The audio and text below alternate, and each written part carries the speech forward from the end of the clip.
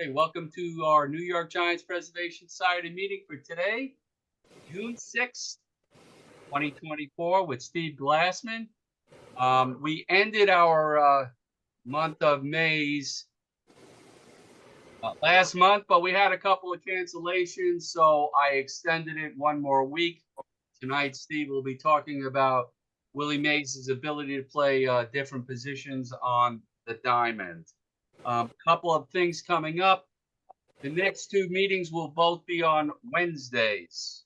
6/12, we have Kevin Baker and the New York City game. And then on 6/19, we have Art Black. That's Juneteenth.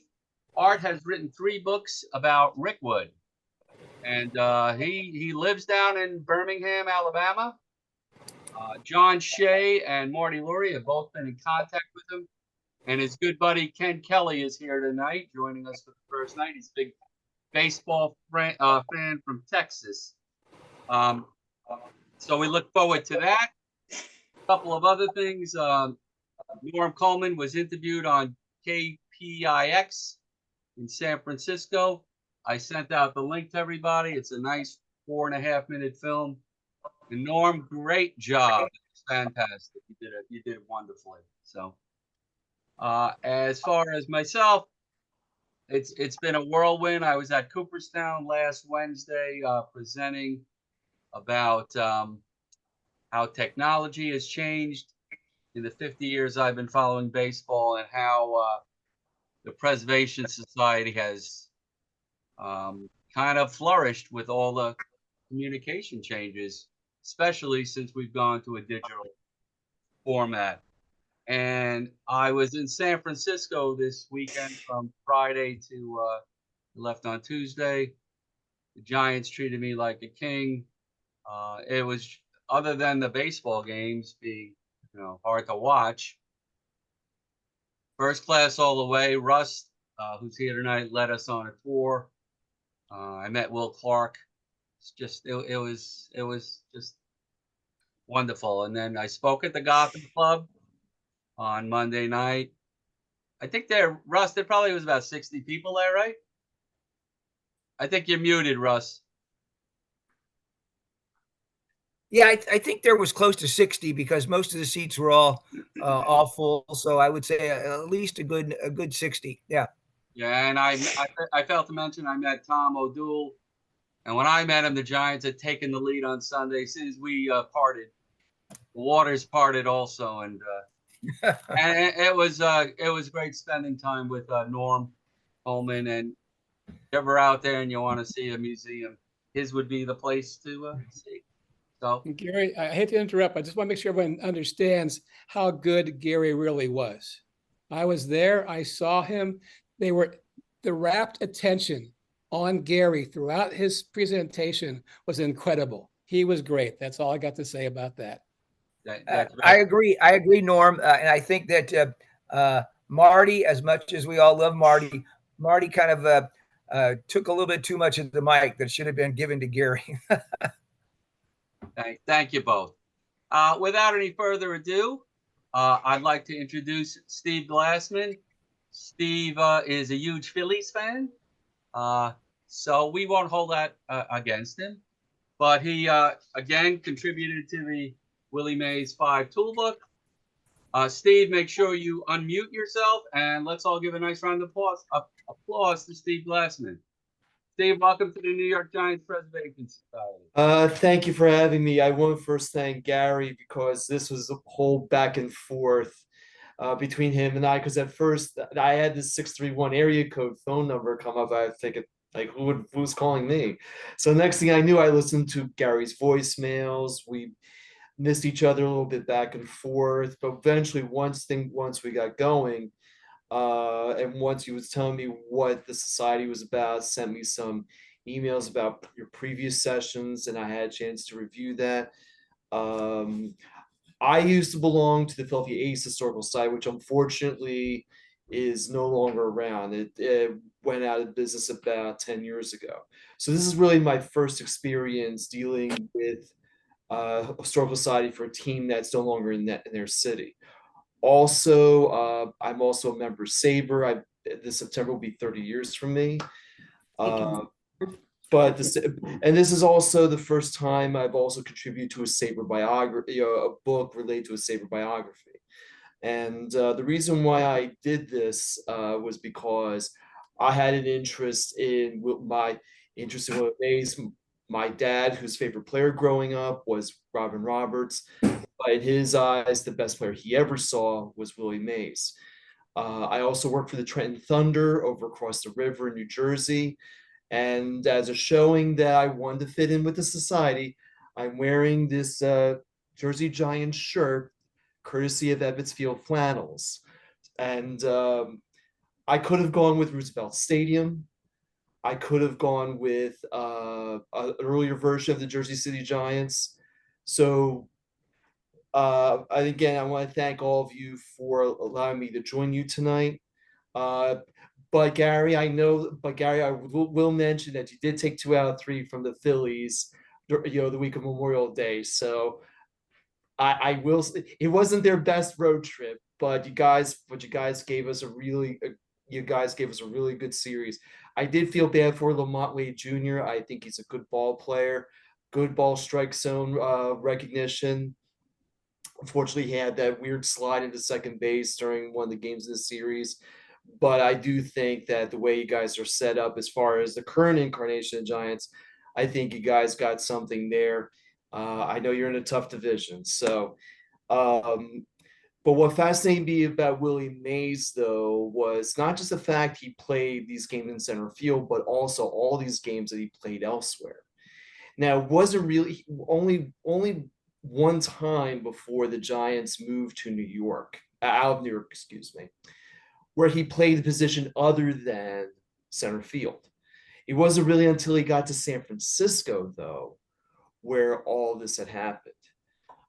Most of this came out, some of this came out, for example, at shortstop, for example, it came out of more or less, it was an extra inning game.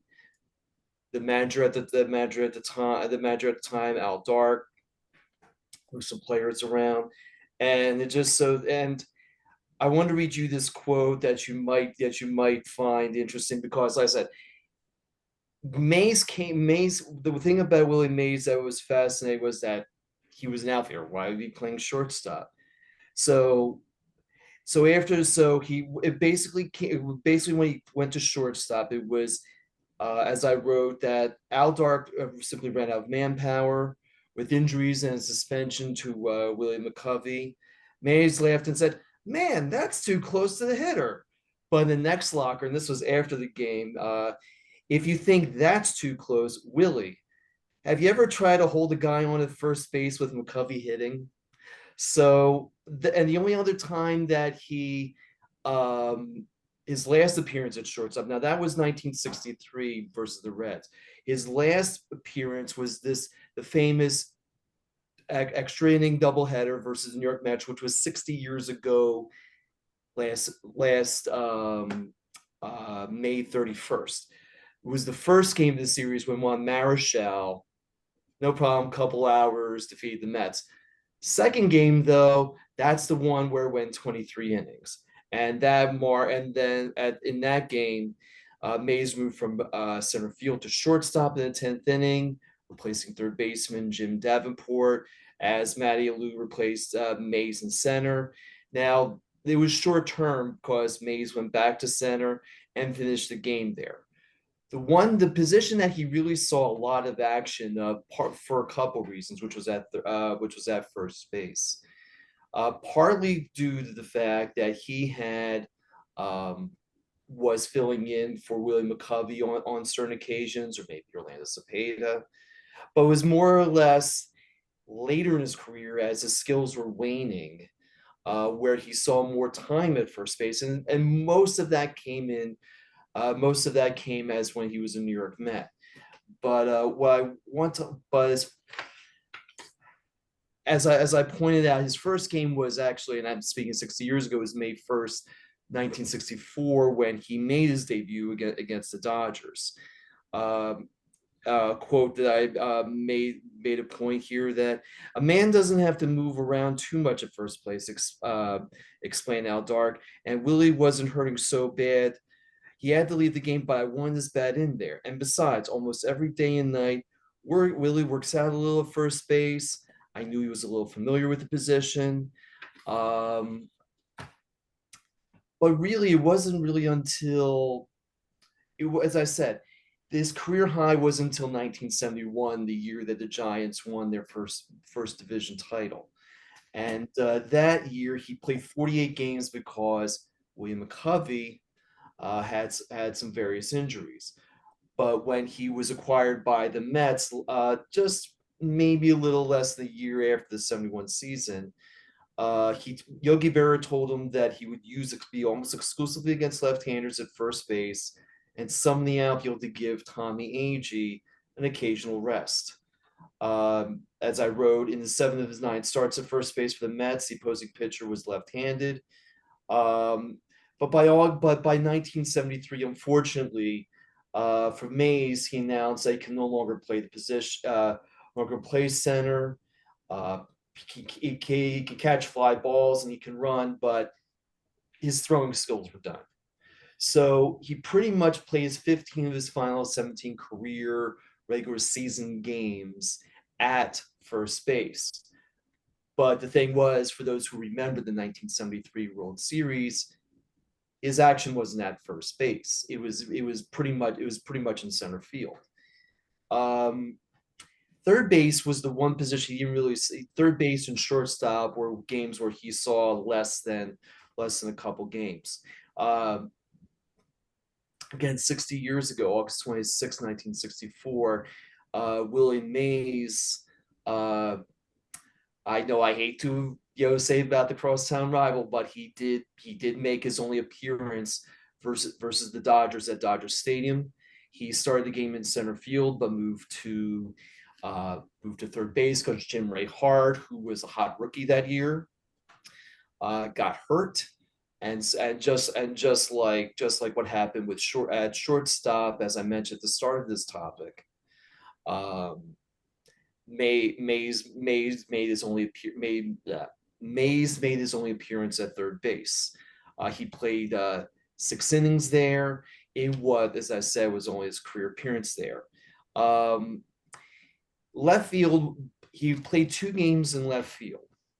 The 2 games he played in left field were actually the first time that he played position other than center field in regular season. As I said, the first time he played a position other than center field in his career was actually in 1955 when he played right field in the All-Star game at Milwaukee. He made his left field debut on July 4th, 1965. It was after 1,886 career games at that position. He made his debut versus the Cubs at Wrigley Field. He made his other left field appearance again versus the Dodgers. I know I hate bringing up the Dodgers, but he made that appearance on September 7th, 1966. The only outfield position he appeared more than 10 games in was in right field. And I want to correct myself. It was not Milwaukee in 1955. It was in Griffith Stadium on July 30th, 1956. He remained in the game, playing center field in the 4th after pinch hitting for Gus Bell, but he was moved to center to right when St. Louis Cardinals Sam Musial moved from right to left field. Brooklyn Dodgers star, I know I keep mentioning the Dodgers, was moved to left to center, and he eventually finished the game in right. The first time he played right field was on June 30th, 1965, versus the Astros in the first year of the Astrodome. But his first experience playing that position, it was his first experience playing in that position was, I said, was a painful one. He pulled muscle in his thigh near his groin. Now the Giants had tied the game at 4 with a 2-out, 3-run rally in the 8th. Off of starter Turk Farrell and reliever Claude Raymond. Mays began the rally with a single to lead off with Farrell. Single to left off of Farrell. McCovey followed and scored on Jim Hart's single. Infield single to Ken Aspermonte. According to a San Francisco sports writer, Mays ran like crazy on Hart's hit and pulled up limping after crossing the plate. He went on to play 11 more games. He started all of them between 65 and 69. The last one came at then Connie Mack Stadium on August 6th, and that was pretty much the last time he played an outfield position other than center field. The only information I do not have is what he did in the Hall of Fame games that he had played in. That I do not have any information of or about. But it's something that I would prefer to research. But this was a fascinating topic. I've been trying to research this for other positions, for other players, regardless whether they're Hall of Fame or not. But this was something that fascinated me. I really enjoy talking about this topic. But at the same time, this is a fascinating subject matter because people know about the catch. People know about all of his other achievements. But I thought the part with the positions that I thought was an interesting topic, and an article which I also wrote about in this book was Willie Mays playing in Trenton. I also encourage you to read this and other topics. If you haven't picked up this Willie Mays 5-tool book, please do so. It's a very fascinating piece. Thank you, Gary. So I'm going to stop it here for myself, unless there's something else I can think of. But I would like to open it up. Gary, what are the next steps? Steve, thank you so much. I'm going to start with, can you give us, I know you mentioned the positions. Mm-hmm. Give us a breakdown again of the actual number of games. Sure. All right. So in order by the greatest number. First base, he played 83 positions. 80 games. Okay. Right field, 12 games. Now tied were shortstop with 2, left field with 2, and third base with 1.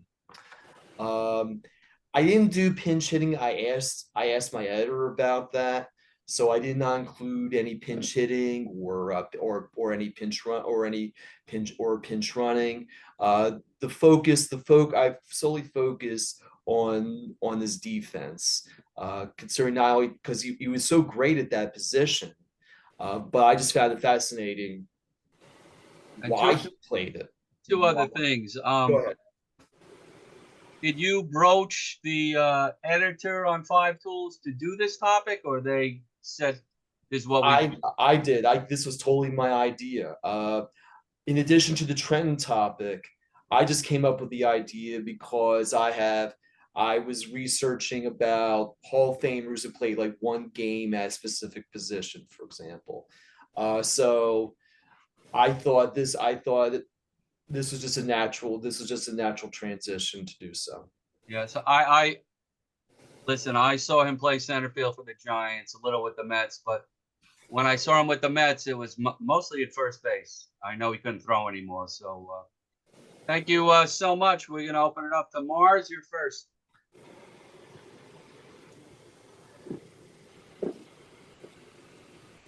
Mars, unmute. Otherwise, I'm going to go to Steve. Steve, okay. Hi. I was interested in, thanks for joining us, by the way, the Philadelphia A's Society. uh, they had some great teams. Why did that no longer cease to exist? Why the A's, the Historical Society, or just the A's themselves? Oh well, I know, of course, the A's moved to Kansas City, and Okay. of course, I was not privy on the business dealings of it. I joined them in the early 2000s, and I renewed my memberships every year. I regularly attend. They had a main office with a museum attached to it. So I attended events on a regular basis, and I can't remember. I don't know if I think I either got a letter or it was something. I don't know if it was either in the newsletter that mentioned that, as of this time, we're no longer going to be operating. The Historical Society Museum, the location's still there. But it's just occupied by another business. so is there any homage or any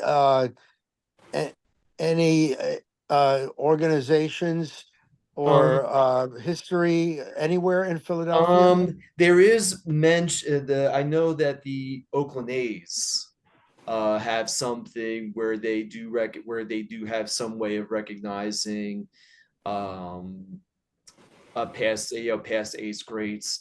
I know that the Philadelphia Phillies media guide, they regularly mention there's a wall of fame in Citizens Bank Park. The A's portion went to Oakland I believe they went to Oakland after 2003. From what I understand is that in the Phillies media guide that they do recognize the Wall of Famers there.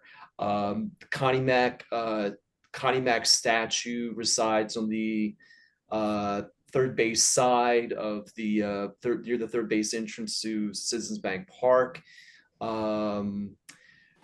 There's a really much there. There's also a display case in the Hall of Fame level, which is the 200 level at Citizens Bank Park, which has memorabilia on display of the Philadelphia A's, as well as for those who are familiar with Dick Perez, who was a Hall of Fame artist for the longest time and produced some really nice Hall of Fame postcards. Some former A's greats are depicted in that section. So the Phillies do have a way of recognizing them a little more than maybe when they used to when they played at the vet. Do they play in the Baker Bowl, and where is that in Philadelphia? Okay, the Baker Bowl is what you it used. There's the only thing that's there now is there's a historical marker. It's a block south of Broad Street and Lehigh Avenue. There are a number of ballparks in Philadelphia, like Baker Bowl or National Park, whatever you want to call it. Connie Mack Stadium, Shibe Park. There are a number of stadiums up around North Philadelphia that used to be there, but what's there now is there are buildings there, but there are also historical markers to show that that there was baseball played at those locations. Thank you very much. Oh, you're welcome. Thank you for the questions. Steve, it is one of our goals that the San Francisco Giants, they have that Hall of Fame wall like the Phillies do, and that they extend it to make it a franchise wall, including the great New York Giants. So just so you're aware of that, I think that's very important. Yeah, I want to expand on that because I remember growing up watching when there were games on TV at Candlestick, and saw that even though they did not have numbers like McGraw, Mathewson, Ott, and so on, actually, excuse me, correction, not Ott, because Ott wore number 4, pardon me. But they had NY is that they had played for the Giants but did not have a uniform number. The Phillies are the same way too, with Pete Alexander, Chuck Klein, but the Chuck Klein did wear uniform numbers, but he wore so many they couldn't really assign a number. They just gave him a logo from that era. Thank you, Steve. Oh, you're Steve, welcome. Steve Rothschild, you are up. Thank you so much for coming on. I love your shirt. I have the Oh. Jersey City Giants Bobby Thompson shirt. I think it was number 7. I never realized how many games he played out of center field. I was at Shea Stadium that whole weekend, and I remember seeing him play short on the Sunday doubleheader, which was incredible. Just you talked about the Hall of Fame game briefly, 1956. I think that might have been the only one he played in, but I could be wrong. And that was a crazy game, a lot of hitting, and he was on base at least once. I'm not sure if it was a hit. And the Giants, I think, won 12-10. Our 1954 hero, I'm not sure if you know, ended up hitting the game-winning home run in the 12th inning, Dusty Rhodes. Hit 2 home runs that game.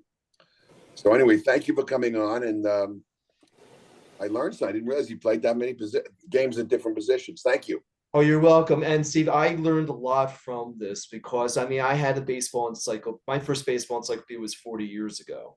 And when I had a chance to look at this a little deeper, I thought to myself, wow, this is really fascinating. He played a little bit here, he played a little bit there. Retro Sheet, for those familiar who know with the website, that's how I got some of the box scores and some of this information. So I learned something too about Mays as far as that he played these positions, but again, as I said, for different reasons. But I would like to look up that Hall of Fame one because for whatever reason, I just couldn't find that piece of information. Otherwise, I would have included that as part of the research. He must have had at least one hit. The 12 runs, I'm sure he was on a few times, but that's all right. Thank you. All right, no problem. Thanks, Steve. Thank you very much. Who's next? All right, Bill Klink, you are up. Bill, unmute, Bill.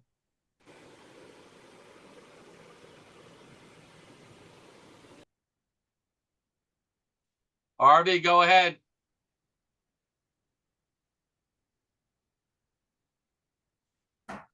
That was sneaky, Gary. I wasn't ready, but now I'm ready. Am I up? Yeah, you are. Bill didn't put on his unmute. He didn't unmute. Bill will go next. Okay. Steve, anytime I get a chance to talk about Willie Mays is a good day.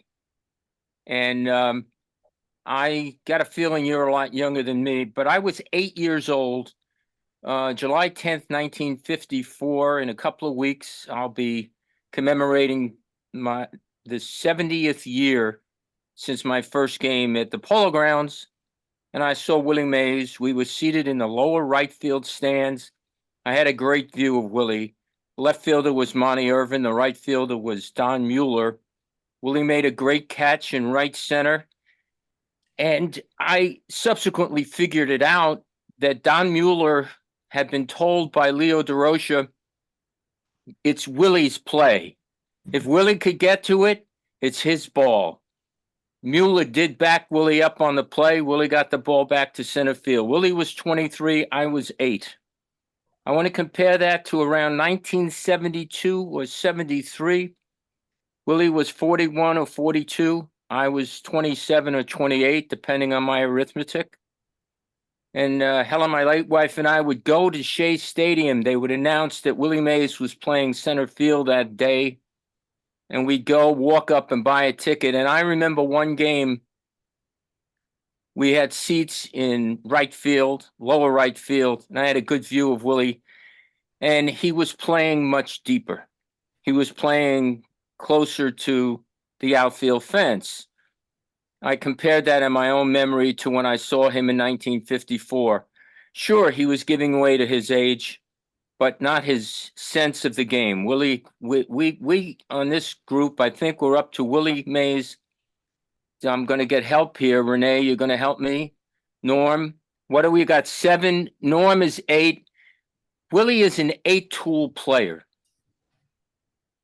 Because I had added 6, being his awareness of the game, his brilliance of the game. And that includes his ability to play defense. And I saw it with my own eyes. I got to make a mention. You mentioned Willie McCovey and what it would have been like to play first base up against Willie McCovey. In 1962, when the San Francisco Giants came back to New York, and my brother, myself, and I went to a number of games when the Giants played the Mets. And one game, we were in the upper right field stands. We showed up late, and in batting practice, Willie McCovey was shooting balls into that area that I was scared. I mean, I didn't have a glove with me, but I really needed a flak vest with me. The balls were coming in, buzzing in, smacking in the seats. I couldn't, for the life of me, ever figure out how one would play first base against that. McCovey was great. But this is about Willie Mays. I saw him playing around, this is around 1967 at Shea Stadium. Jim Ray, I've told this story. Some of the guys in the group you could take a break for the next 30 seconds, but I'm going to repeat it. Willie was playing center field, and he was in his prime. And Jim Ray Hart was playing left field. And I saw and heard, there were about 25,000 people in the stands. My brother and I was seated in just to the outfield side of first base. And I forget what they were called, the loge, I think. And I watched Willie and listened to Willie as he repositioned Jim Ray Hart in left field. And the Mets pinch hitter was Larry Stahl, hit a screamer. And Jim Ray made the catch. If he didn't make the catch, it would have killed him. Willie had him positioned perfectly. Willie was the manager on the field, the coach on the field. And it's not just putting up statistics that he played. He could have played every position, I'm certain, including catcher. Let me see. I got one more comment. I can't even read my. He was a great base runner, even in his elderly years. There's a column that was written by Ira Burkow in the New York Times, and I don't have it handy, but it was called "The Greatest Play I'd Ever Seen." Willie scored from first base on a triple. I think Felix Millan hit it. Somebody can help me on it. And then he plowed into the catcher, and he allowed 2 runs to score. Of course, it would be an illegal play today, but it was legal. I understand that, and we Giants fans understand that. It's the Buster Posey rule, and I'm in favor of the Buster Posey rule. I only wish it was in effect before Buster got creamed. But Willie, even in his older years, was played brilliantly. That 6th tool, 7th tool, 8th tool came into play. Certainly he was old for baseball age, but he was a brilliant player from the beginning to the end. So it's understandable, as we all age, we all lose a little bit of our fastball. But if we're lucky enough, we don't lose our cognition, our function. And Willie didn't. And I would go so far as to say that Willie Mays tribute on, what was it, on HBO that they had a couple of years ago, Willie was sharp as a tack. I don't know that he could hit a fastball anymore, but he certainly could recognize a fastball. Thank you for giving us the opportunity to talk about the greatest player that I ever saw. Oh, no, it's always a pleasure when I do something like this, because, again, this is the first time I've done because my other contributions to Sabre stuff did not involve a specific player. This did, and this was an ideal situation, and I didn't want to miss this. Harvey, if I may interrupt you. I'm finished, Gary. Your first game, Irvin, Mays, and Mueller. And now you're looking at Conforto, Yaz, and Slater. Oh, Gary, Keep that stop in it. mind, okay? No, come on, Gary. You're the president of this group, and you could say whatever you want. But I'm a citizen of the group, and let's not compare. No. I'm just saying we all root for the Giants now, but you just talked about 2 Hall of Famers. Willie's incomparable. And a really good player, and we have 3 guys now who we hope are good. There's a big difference. Yeah, but there'll never be another Willie Mays. Forgive me. No, of course not. Bill Klink, you were up. Thank you. I'm unmuted finally again. Steve, thank you very much for a wonderful presentation. And thank you as well for a really great rendition you did on Willie at Trenton. I did some research on that, and thankfully you cited that, but I will tell you, you did a better job. You really succinctly discussed what he did, and that especially with what Chick helped him with, on the basket catch was really a launching pad for his career. I have two questions, but before that, I wanted to make a point about something that Harvey had said. Mays was in so many ways such an intelligent and smart player who would give himself up for the team. An example, I spoke in 1981 on that Trenton project with George Theodore, who was the left fielder for the Mets. And he related on numerous occasions, Willie would say to him, you know, whenever he's playing, the arm, I just don't have it anymore. It's dead. You know, he would tell him, I need help. And when Mays would get the ball, he'd catch the ball. But then Theodore would run over and come very close to him, and Mays would just flip him the ball, and then Theodore would make the throw. You know, how many players are willing to do that? I mean, one, are smart enough, and two, willing enough to give themselves up like that. And there's just so much about baseball today is me. And obviously that was not the case with Willie. One other comment about third base when he took over for Jim Ray Hart.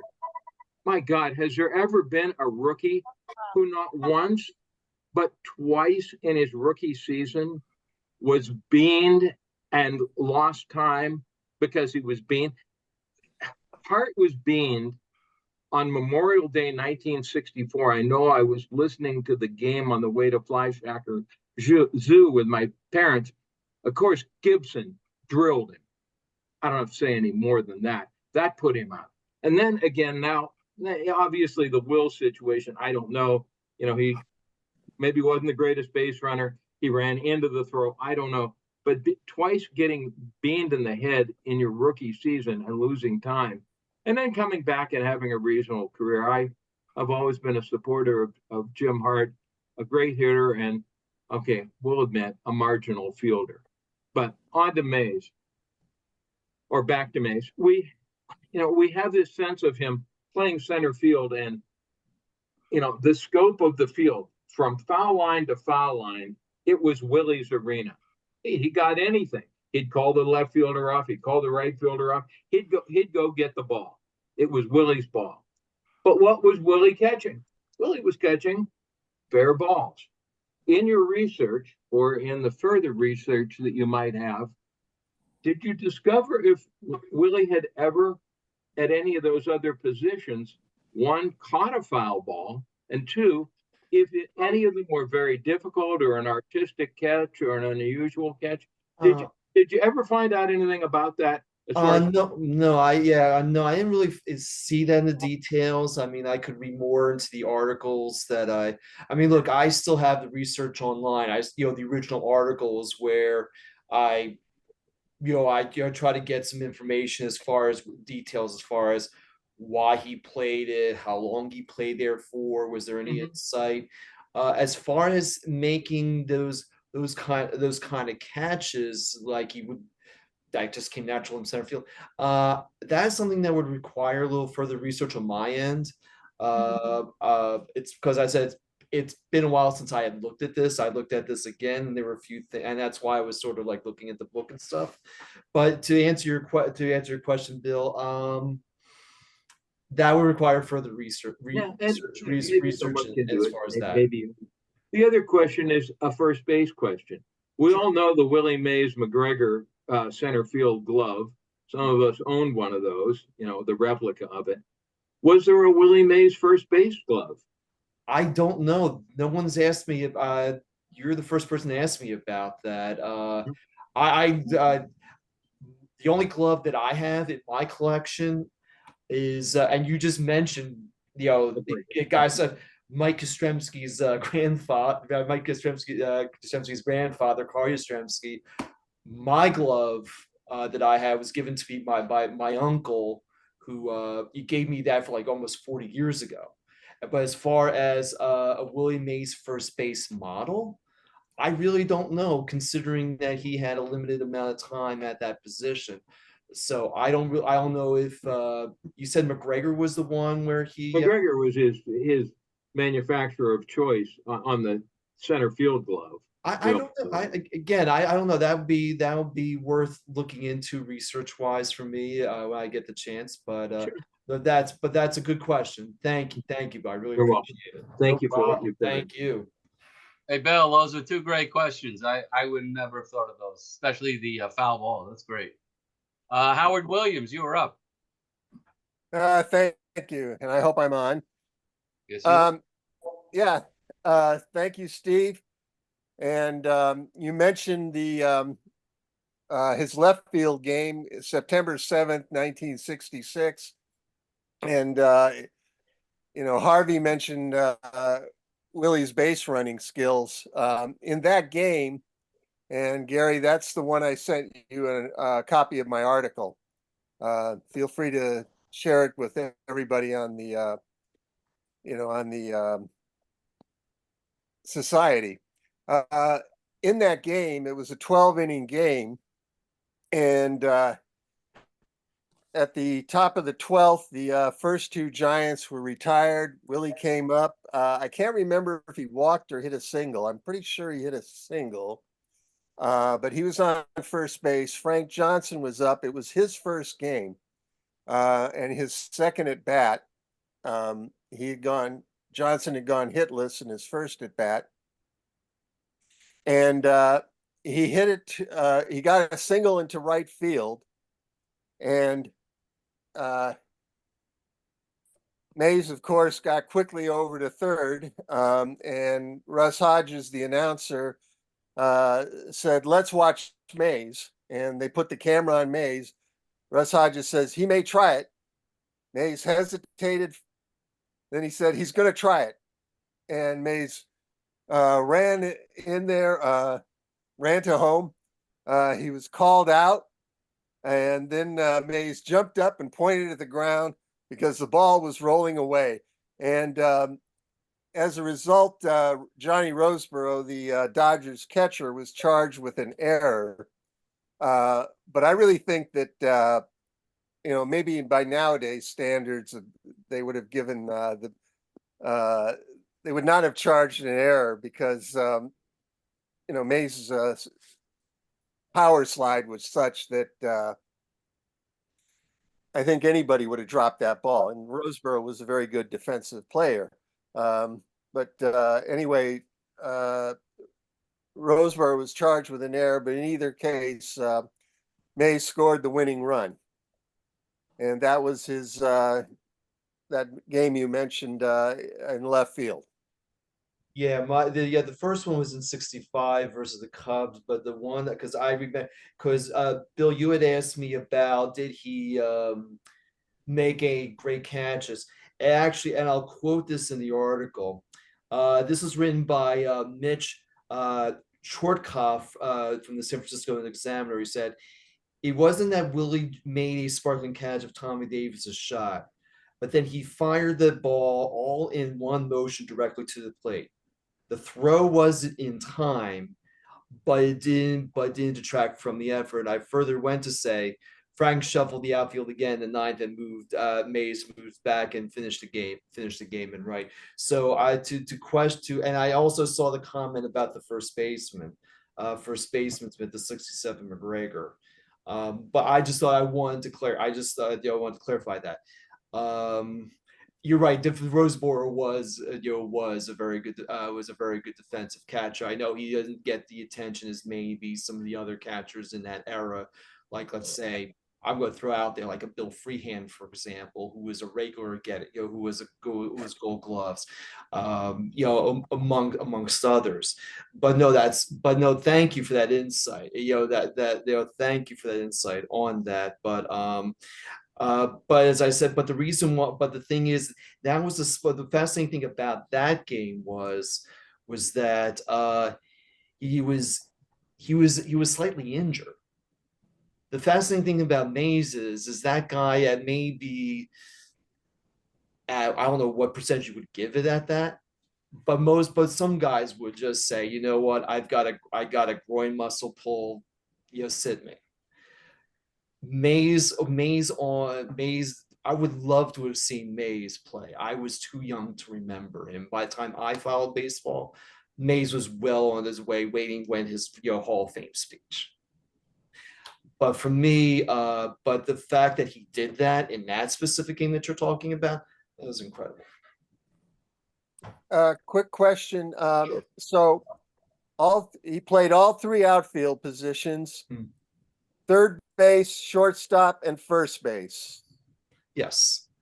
And that's all of them. No second base. He didn't play second. He didn't play catcher. As I said, he never pitched. The thing is, I don't know if this is something worth researching. If that ever came up as a topic of conversation with him, as far as any of his managers, whether it be Al Dark, Herman Franks, even Yogi Berra, or Leo DeRocher, if any of them had broached him to say, can you come in, maybe take a spell somebody at second base? Can you step in behind the plate? I don't know if he was ever asked about that, because he was such a great athlete. Because I mean, when I was reading one of his biographies, and I was reading about his time with Birmingham before he went to the Giants. The fact he was such a great athlete, this guy could have played anywhere. He just happened to play center field and played it great. No question about it. Thank you, Howard. Howard Manis, you're up. Hi, Steve. Good presentation. Thank you. Willie Mays has always been my favorite athlete of all time, without question. But I actually want to ask you a question about one of his contemporaries that you're very familiar with, I'm sure. And that's Richie Allen, who, of course, played for the Phillies. Now, back in 1967, I happened to go to the final game of the season at Chase Stadium. I lived in Queens at the time. It was the Fan Appreciation Day. And Richie Allen that day put on a show that was the greatest offensive show I've ever seen in my life. You might be familiar with it. He hit 3 home runs out of Shea Stadium, 8 or 9 RBIs. Final game of the season, he was playing. Like he was in the middle of a pennant race. And I think the Phillies must have been a bad team at that time, along with the Mets in the 10-team National League. So my question to you about that has always impressed me and stayed with me. It was just an incredible performance, especially for a final day. And the shots were rockets out of the ballpark, out of the outfield and Shea. My question to you is, and I know that Philadelphia fans are kind of tough. I remember when they used to boo Will Chamberlain. Why was he such a lightning rod? And do you think, to the Philly fans, and do you think he'll ever make it to the Hall of Fame? Well, to answer your first question, because in the era that he played in, he was the first African-American superstar baseball-wise. Because the Phillies, for those, were the last National League team to integrate. And then that was in 1957. If you're ever in Citizens Bank Park and get a seat in the Hall of Fame Club, there's a section about the story of how Philadelphia baseball got integrated, and some of the people, maybe some of the names that were not named Dick Allen, but guys who were still instrumental in getting the Phillies back to respectability, because it was when John Quinn was brought in the mid to late 50s, when he was originally with the Braves, because he had guys like Sam Jethro, for example, Hank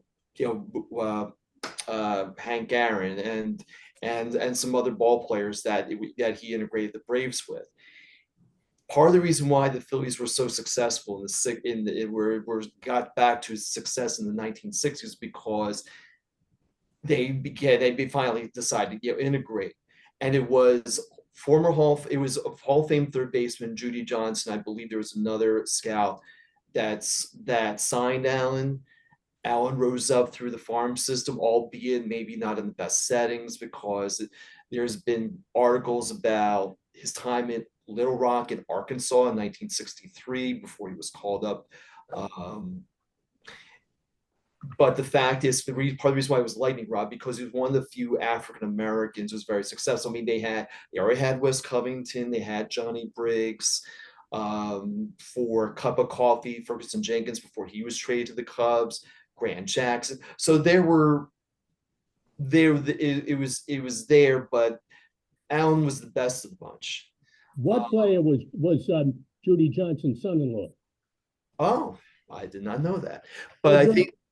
Bill Bruton. Hi, how you doing? But Howard, to answer your question, it was just the era that he was in, and the fact that he was. And I know we did basketball already had Will Chamberlain in Philadelphia, but in terms of baseball, Dick Allen was the first African American baseball superstar in that city, and in that era where African Americans, as far as even the Latin players like Tony Gonzalez, Ruben Amaro Sr. These today not an issue, but over 60. It's been a week. But over 60 years ago, that was unfortunate.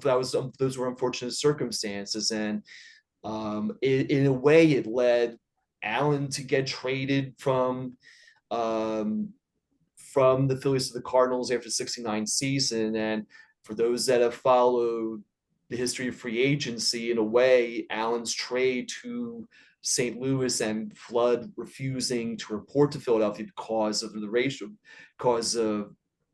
racial tensions in that city, that what we know now is free agency. In terms of your question about the Hall of Fame, I do indeed. I think he belongs. In the 11 years between 64 and 75, he's the only non-Hall of Famer in that group who had built up all those offensive credentials. I think the excuse that the fact that he was a controversial figure, I think that's overblown. I really think that if you looked at the numbers compared to him, compared to his other contemporaries, and the hardest thing to compare is the fact that he played multiple positions. It's not like, okay, how do you fare against some of the third baseman? How do you compare with the first baseman? How do you compare with the outfielders? The thing was that as an offensive package, there weren't many ball players like him. And I really felt bad twice because there was all this effort in our end in Philadelphia to try to get him the Hall of Fame. And I still eventually, Howard, I think he'll get in. The shame of it is that he's not going to live to see it.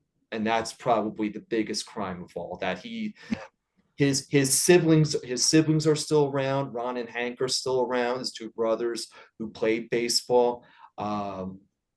Unfortunately, he's not going to be there on that day, whenever that day comes. I hope he gets in someday. Thanks a lot, Steve. Howard. Oh, no problem. Thank you, Howard, for the questions. I appreciate that. Ed Freer, you're up. Yes, thank you very much, Steve.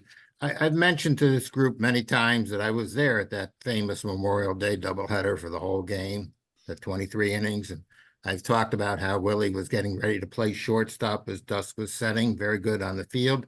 But I can't remember if he had any fielding choices that game or any of the other positions when he played the infield. Did he have many chances, and what was his fielding percentage, if you know? Actually, I'm glad you asked that, because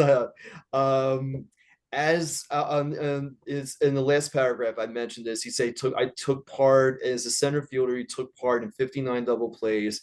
He had a 981 overall fielding percentage as a center fielder.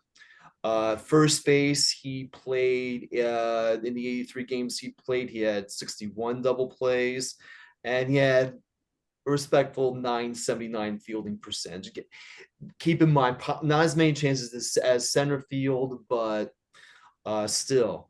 At the other games that he played, he had one fielding chance at third base, third base in that one game he played. He had none at that game in the 2 games he played at shortstop. His fielding percentage in left field, the 2 games, was a perfect 1,000, and 958 in right field. Again, I wanted to accentuate the positive. I didn't want to say like he made these errors, he made these gaffes or anything like that. But I think generally speaking, given his contemporaries, it was about, as far as center fielder side, those are probably about average numbers, in that era, considering how defense was played then as compared to what it is now. Thank you. Oh, Thank you're you. welcome. You're very welcome. Anybody have a question who does not know how to use the yellow hand? Can I ask one more, Gary? Bill, I'm going to turn it to you now, and then I'll have a closing question. It's actually it's a thank you for something and a comment. Thank you for pointing out, and I had never thought about it, on the Phillies side, he was the first great black athlete in Philadelphia, and that in and of itself was a huge mantle to carry. Would add one thing about that. He and Frank Thomas, as Frank Thomas calls himself, the original Frank Thomas. That's actually how he called himself. He said, he and Allen did not get along.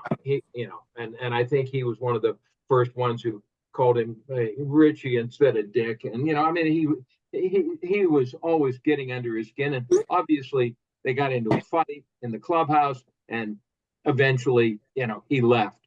But I would say this about Allen, and I'd be interested in your comments, Steve. Had they won the pennant, which they should have that year, that was a horrible back out. Had they won that pennant, and had he been able to snag with the White Sox the Triple Crown, he came so close to winning the Triple Crown. Had he had one of those two things happen, I think he would have been in the Hall by now. He definitely deserves to be in. I just wondered your comments. I agree with you on that, because I remember if anyone wants to go back in their card collection, his or Sports Illustrated collection, in a short time with the White Sox, he was a hell of a ball player. I mean, I was at the Sabre convention in Chicago in 2015, and even though he played there for a short time, of how well respected he was. The funny thing is, or not in this case, is what I remember over 20 years ago. It's actually attending at a historical society in Westchester, Pennsylvania for the '64 team. For a team that blew the lead, the players that they had at that panel, which included like Allen, Art Mahaffey, Johnny Callison, and so on. Bunning, Short. And well, they weren't there because Short had died at that time. Oh, I'm sorry. Yeah. But the point is, the people who were able to come there, they got a standing ovation. Oh, wonderful. You don't get, how often do you get a standing ovation for a team that should have gone to the pen and faced the Yankees that year in the World Series? The other thing is, in Citizens Bank Park on the third base, by the third base gate, and this is around the ballpark, they recognize the pennants and the World, actually in this case the World Series that they were in. So there's a picture hanging from the ceiling from 1980, 2008, and so on. 1915 also. But the one thing that was very interesting is a picture of which had Gene Mauch, is a black and white shot of Gene Mauch, Dick Allen, Johnny Callison, Cookie Rojas, and it was at the dugout Climax Stadium. It's in 1964, and not very many other teams who those 64 Phillies would have something like that recognized at their own ballpark. That shows that despite the fact that they did not win that, just like in 1993 when they beat the Braves and everything. But the fact is that to recognize that for a team that did not win, that just shows you how much respect they had. As far as Allen went, it was a lot of negative press early on the voting process that really drove his voting numbers down. It wasn't really until the advanced metrics, the numbers that we see now, is almost in a way like how Tim Raines or Larry Walker and other players or Bert Blyleven, who were benefited from people arguing, saying there's more to these numbers that they appear. And I think that's what people arguing on Allen's behalf is the fact there's more than what meets the eye on the statistics, why he should be going to Cooperstown. Hopefully the next time that his era is up for that era's committee up for election. Thank you. Oh no, thank you for the question. Appreciate it. All right, Bill, go ahead. Bill Caron. Yes, I just wanted to add that about Dick Allen. He, in 1964, was the Rookie of the Year, had over 200 hits, and he won the MVP in '72 with the White Sox. So he had some very good years. Yeah, yeah. The thing is about '64, Boyer won the MVP in '64. Had the Phillies won the pennant, I think the word was the fact that Callison or Allen would have won it. Allen, I did not really I did not really appreciate Allen's numbers until a guy that I grew up watching, Juan Samuel, who spent his years with the Phillies, the Mets, and some other teams. Juan Samuel was really the first out of him, Willie Martinez, who, former Giant. Those Martinez and Samuel were two of the best rookies that the Phillies had after Allen. But when I saw Allen's numbers that rookie year, that's quite impressive. And some of those numbers now, over 60 years later, they still hold up. That's just how good he was. And in that era it was like Ashburn with Mays and Snyder. It's the fact that you had they were these players that were overshadowed by these great superstars. Allen was a great superstar, no problem. It's just that, as I said, there were just some other things that have kept him out and really shouldn't have. But no, thank you for pointing out that fact about his 72. He could have won, and in 73, I think it was either 73 or 74, because one of those years he got hurt after the All-Star break, because he was well on his way to having a great offensive year and having a great shot at the MVP awards in those years that were won by 73 was Jackson and 74 was Jeff Burroughs. Right, and also in '64, him and Tony Oliva both won Rookie of the Year. They each have over 200 hits. You don't see that today. No, no, you don't. I mean, Oliva, who deserves this Hall of Fame honor. And I have some 64. I have some of those cards from that era to prove that. It's but no, they were just there was a Saber article. I can't remember how long ago it was. So one of the research journals that talked about how great that '64 rookie class was, which included, as we mentioned today, we mentioned Oliva, we mentioned Dick Allen, we mentioned Jim Ray Hart, who was the third. If you remember your Topps baseball cards, he was the All-Star rookie at third base that season. Right. Steve, didn't Callison hit the game-winning home run in the All-Star game, '64? Yeah, yes, he did. Yes, he did, off of Dick Raditz. It was that was the first time that a Phillies player won the All-Star game MVP. It was in Shea Stadium too. Yeah, that first year, yes. Right. Steve, we're gonna wrap this up. I got one question to you. The answer is not probably going to be in your book, but maybe might have stumbled upon.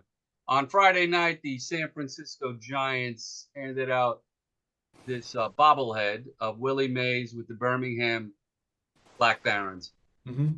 Did he only play center field, do you know, for them, or did he play any? Let me take a look, because I can look quickly at because I have the book in front of me, so I'm going to try to see what he did.